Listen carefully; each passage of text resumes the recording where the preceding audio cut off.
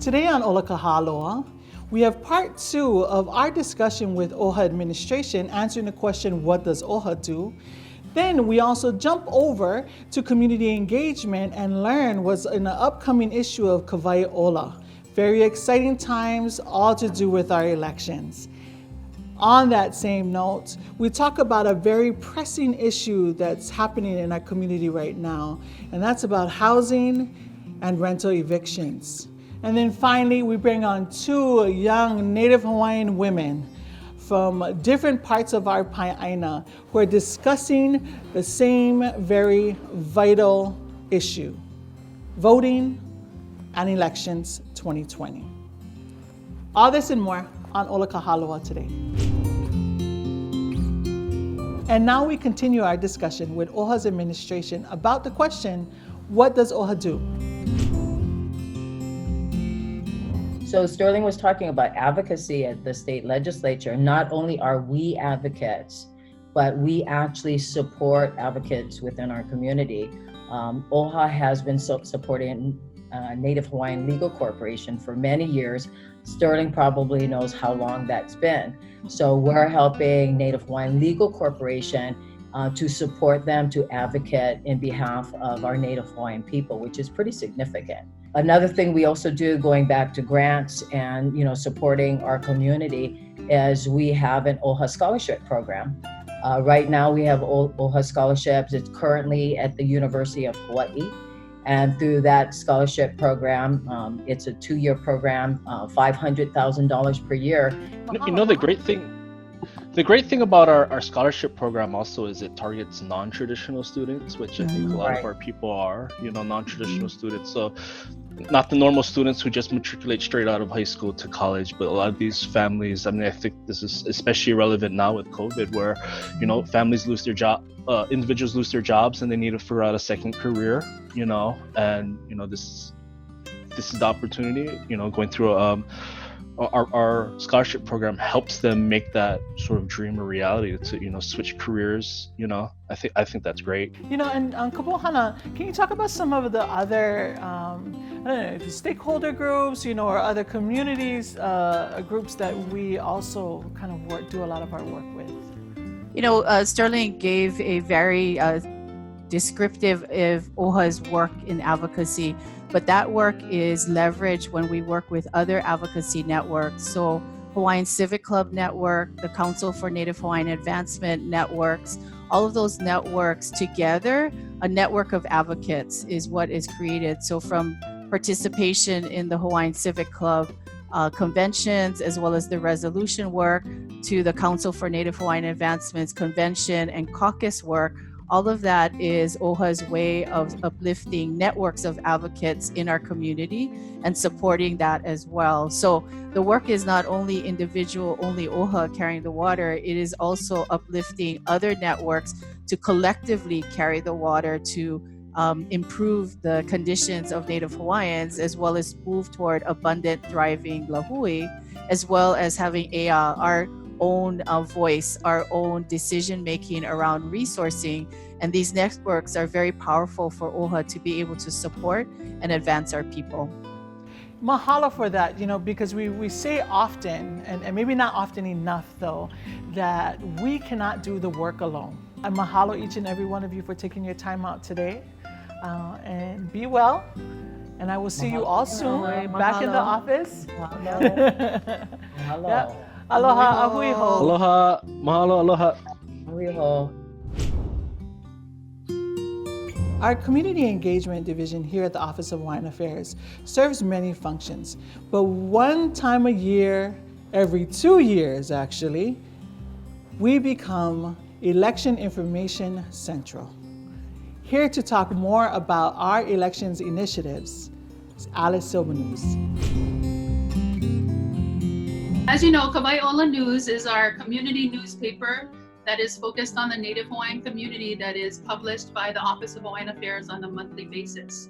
And Kawai Ola News actually has a long-standing tradition or history of producing voter education information during election years. And this year we are proud to continue that tradition. But it is something a little bit different. We have decided to expand the voter education information that we are making available. So instead of focusing just on the Board of Trustees candidates and select candidates, we have decided to survey all of the candidates in all of the Hawaii races. So this includes. Yeah, what is the numbers that we are looking at for that? Well, in total, it's 337 total candidates that we surveyed, and we got back responses from 233 candidates.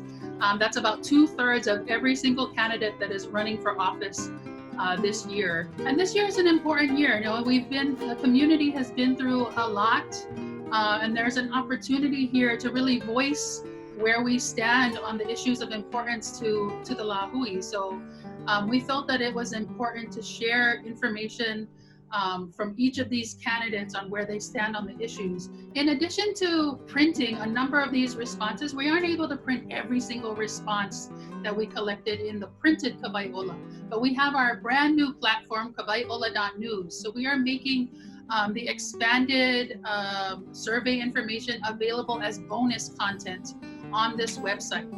What we're encouraging people to do is to just go to the website. When you receive your ballot in the mail, sit down at your kitchen table, go over the candidates that are within your district, and make sure that you find out a little bit about these candidates before you check the box and make your decision on who you want to vote to represent you in these different offices. Now, for the questions, we went through an extensive process in order to collect the questions that we surveyed each of these candidates with.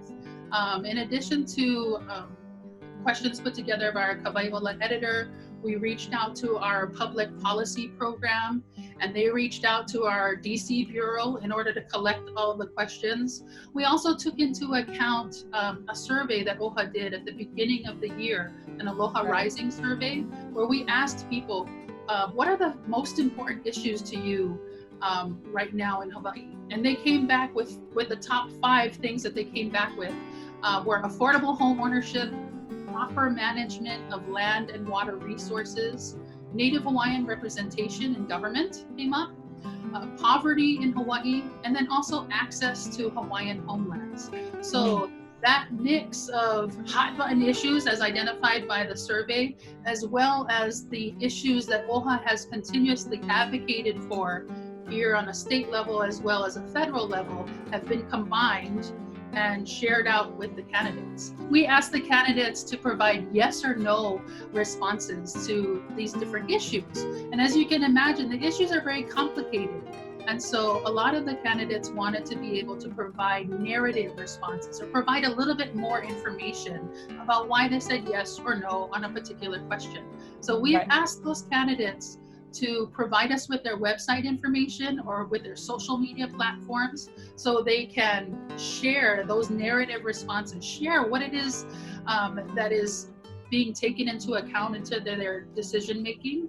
And we will print those websites and social media accounts right next to their yes or no responses. So we really encourage people to check out the issue, take a look at where the candidates stand on the issues, but also take the extra step to go to their websites, find out a little bit more about these candidates and why they feel so passionate about yes or no in these particular issues. Mahalo for doing, that work in trying to provide a balance of perspective and also a format that it can be that is accessible, to the public.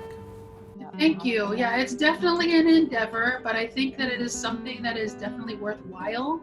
I have to give a shout out to my staff who have been working double time, in order to be able to provide. They've been working late nights in order to provide this information to everyone.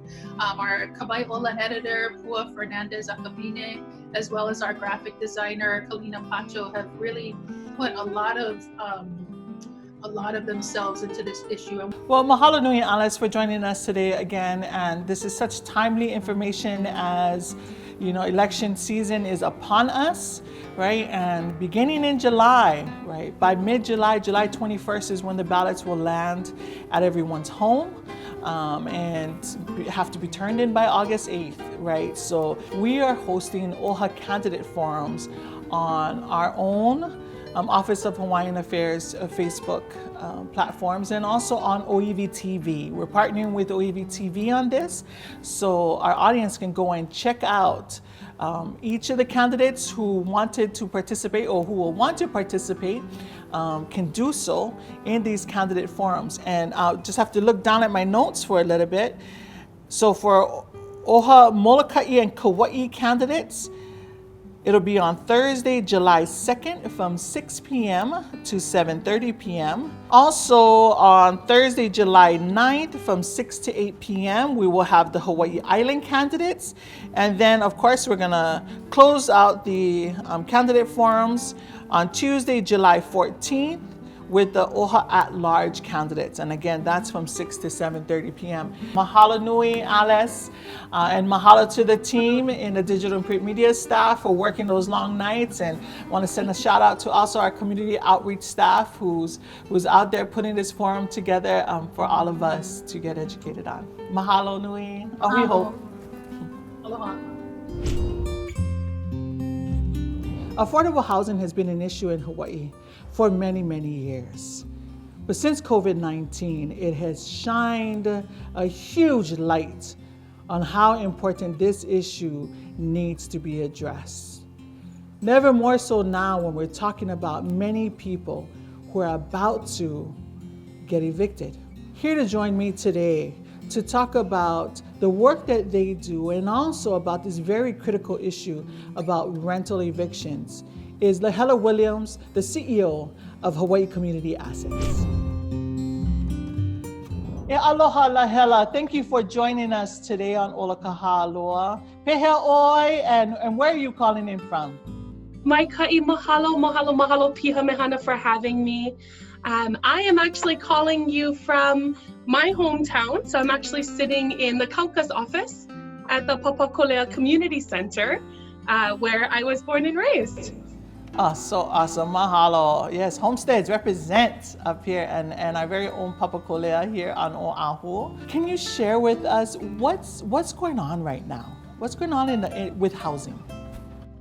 Well, I think the first thing to acknowledge is that Hawaii was in a housing crisis long before COVID hit. If anything, this pandemic has shined it's not even a spotlight anymore. It is a Hollywood big movie beam light that we typically see in the sky that is now illuminated Hawaii's affordability crisis. Right, it's like the bat signal has gone out. We have a problem here, everybody. Yeah. Yeah, and you know what exacerbates the situation is on top of an already overpriced, unattainable, unaffordable housing market. On top of that, now with COVID, we have loss of income. We have, people are losing jobs. And so really this spotlight, while it's not ideal, this is definitely not how, we wanted to gain attention and to move affordable housing throughout the state. It is an opportunity. And so all housing advocates, I'm sure, will agree that now is the time. If we are going to come out of this pandemic a stronger Lahui, a stronger Hawaii, we really need our government officials to invest in actual affordable housing. Last week, they did extend the moratorium on rental eviction and foreclosures for another 30 days. So it extended through the end of July, which is a huge help. It's not going to solve the problem. I think the first thing to identify is the moratorium in general caused a lot of confusion for Kanaka. When COVID hit and when the emergency response packages and announcements first started coming out, with the federal announcement of the moratorium on federally backed or government insured loans came out, and then that trickled down to the state, it created this false sense of hope for a lot of the families that reached out to us. It does not mean that you don't pay your rent. Right. And I think that's one thing that has to be identified and explicitly said, because it hasn't been. You know, a lot of Kanaka we already know that we don't make enough money to make a living wage, right? Our minimum wage is not a living wage. And so families were already stressed out. And then this moratorium comes that says we're going to stop all evictions. We had families that got really excited because, and it's housing security. The last thing we want to see as a housing counseling agency or as Kanaka is to see anyone put out on the street during a pandemic. Right. Because that creates other problems, right? That creates a houseless issue, that creates more pressure on a lot of our other services out there, like social services, health, social services, yes. Okay, education, sorry. Right? It runs the full gamut. No worries. And so, you know, we're really excited that the moratorium was extended. We're really excited that we have another opportunity, or we have more time to work on educating our legislators, right? Civic engagement is all about educating and empowering Kalahui so that we collectively can go and speak for what we want. We have an amazing group of organizations that has put together a package that was proposed, and we're really excited that it was extended. However, there are so many other issues that needs to be addressed. So really what has to happen is we need a more balanced path moving forward. So great, we have 30 days. We have 30 more days. We have through the end of July where families cannot get evicted for failure to pay rent. Now, in 30 days, is the economic recovery going to happen overnight? Are people going to go back to work? Are people going to have savings? And then are people going to be able to pay not only next month's rent, but all of the months that they were not able to pay because of COVID? Right. That still has not been addressed. And really, that's what it's going to take for us to even start to come out of what this pandemic is. The economic response and recovery, economic response has to be quick. It has to be people-centered. And when I say people, I mean the people most vulnerable. I mean the people that have not been able to make their mortgage payments or their rent payments over the course of COVID. People that have lost income, people that are still unemployed even after we start to reopen our economy. So response has to be quick. Recovery is going to be long. That's just the reality of situations like this. Thank you so much, Lahela, for joining us today and sharing with us. It's such great news about HCA. You know, congratulations, happy anniversary for 20 years of amazing work, and mahalo again for your guys' work in reestablishing that center in Maui. Yeah, I bet you the Maui people are going to be so happy, you know, about that, but also engaging in this conversation. Stay tuned, because after the break, we bring on two young Native Hawaiian women who are talking about the importance of why all their peers should be voting this year. Hey Tutu, try look this article in Ola. Oh, that? I saw that online already. Ola is online now at kawaiola.news with bonus features like video, photo albums, and 40 years of stories on our lahui. Wow. You never know. Get with the times, boy. There will be luau again soon, and family gatherings. There will be hula festivals, sporting events, and concerts. To help our communities when they come back together, respond to the 2020 census now. Spend a few minutes online today to impact the next 10 years of healthcare, infrastructure, and education. Go to 2020census.gov and respond today to make Hawaii's tomorrow brighter. It's time to shape our future. Paid for by U.S. Census Bureau. Heard you have a new process of voting this year. I don't vote, bro. It's so easy. All you gotta do is register by July 9th, get a ballot in the mail, fill them out, send them back. No lines, no poll stations, just you and your kuleana. The only kuleana I have is become the next big MMA fight. You think that's kuleana? Lima McFarland. Vote. It's our kuleana, our right and responsibility. Before you represent Hawaii in the cage, make sure you represent your people with your ballot. They are the heroes, the helpers, working on the front lines. And here's one small way that you can help them in return. Complete your 2020 census today. 2020 census data helps our community plan funding for hospitals, clinics, and emergency services across Hawaii. An accurate count helps public health officials know who is at risk, and first responders identify the resources they need to protect our communities. Complete your census at 2020census.gov and help shape our future. Paid for by U.S. Census Bureau. Because we're in the midst of our election season, and because it is such a pivotal year for many of the things that are going on in our communities, I wanted to bring on two young people. And today we are lucky to have two Akamai Wahine joining us to talk about the issue about why it is so important for young Native Hawaiians and young people in general to be voting this year. Can you please introduce yourself? Let's start with Ka'ulu. Aloha mai, o wau no o Ka'ulu lu'uai, o Maui ku'ukula iwi, I keia manawa, I keia wā COVID-19, aia no wau ma hakalau, hilo paliku ma Hawaii mokupuni. Aloha. Aloha. And then coming in from here on Oahu, Bernie, can you introduce yourself? Aloha no. My name is Bernadette Rose Garrett. I am from Waimanalo, and so happy to be here. Aloha. Oh, mahalo nui, the two of you. You know, I asked the two of you to be on the show today because I really wanted to hear, and I really want our audience to hear why young people think it's so important for other young people to be voting in this elections. People vote for many personal reasons, from what I've experienced and seen and heard.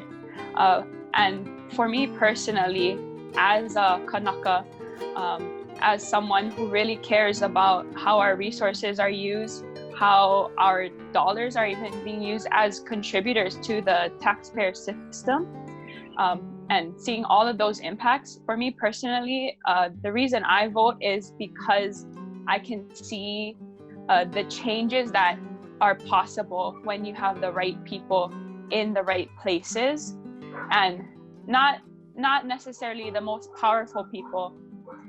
The dogs.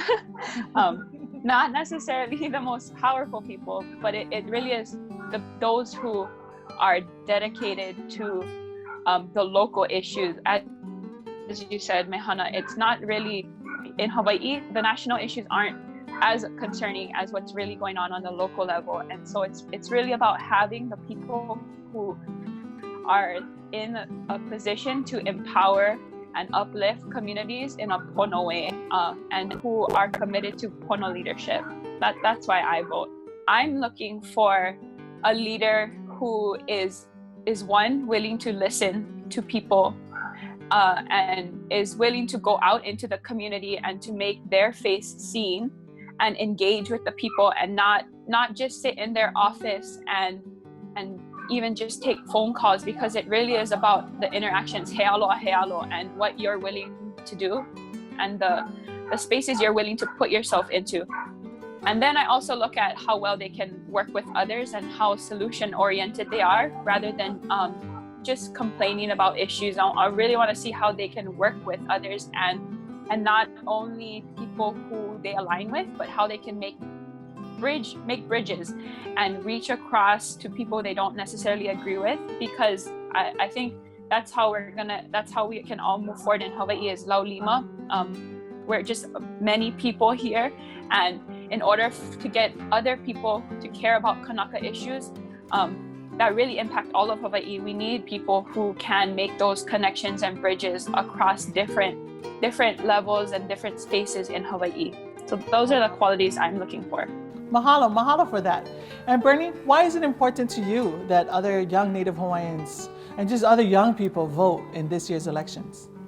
Yeah, I just want to say everything Ka'ulu said was definitely on point. You know, we want to look for these certain leaders who aren't just at a level of being professional, or at a level of, you know, making sure they answer the calls or whoever. However, we want to see them with us on the front lines. We want to see them with us when we're being called to protect sacred spaces. We want to see them with us who share the same views as us, you know, and it's important for us to vote, because those people don't end up in those places just because they're in those places. You know what I mean? They end up there because of us. And I think that's the most important part of the election, is remembering who you are, where you come from, and what in the first place brought you here, and what and who brought you here. You know, it's important for us Kanaka to vote, because we literally cannot afford not to. You know, we can't afford not to vote, both literally and metaphorically. But you know, with this COVID-19 situation, we've seen how our politicians handle things. We've seen how our politicians handle Mauna Awakea. We've seen it on the front lines of Hunananiho, in Kohuku, Kalailoa. You know, we've seen the, you know, lack of leadership. We've seen leadership within our community, and those are the ones that we should be voting in. And you know, I at least grew up with this, always on the highway of Waimanalo, had the no vote, no grumble sign. Yeah. And so as much as we want to think that our vote doesn't mean anything, maybe, you know, national level that may be correct, you know, somewhat here, somewhat there. But I mean, we're talking about state house, we're talking about city council, we're talking about Oha. You know, we are talking about these local positions, and they will determine where our future lies from here on out. And so it's important to vote, because it's our future. It's our Keiki's future. It's our Kupuna to Mo'opuna's future. And so it's just important that we vote for our future. So thankful for you guys' ability to join us today on Ola Ka Hāloa. And I hope to see more of you too in the community. And I know one day I'll probably be voting for both of you also. Again, but mahalo for joining us, Ka'ulu, all the way from Hawaii Island at this moment. And Bernie all the way from God's country, Waimanalo. So mahalo nui to the two of you. Mala mapono ahuiho. Mala mama. Ahuiho. Aloha. E kala hui. Mahalo nui for joining me tonight on this episode of Ola Ka Hāloa. We're launching a survey right now to get some of your feedback on just how much this show has impacted you.